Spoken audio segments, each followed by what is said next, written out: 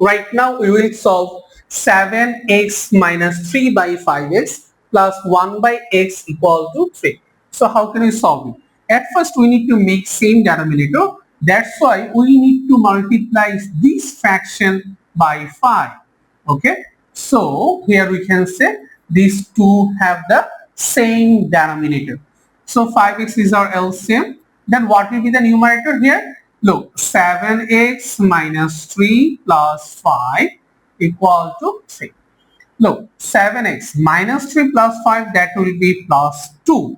And 3 5s are 15x. Okay. Now we can write 2 equal to 15x minus 7x, or we can write 8x equal to 2. Then what is the value of x? X will be 2 by 8, that means 1 by 4. So here the required solution x equals 1 by 4.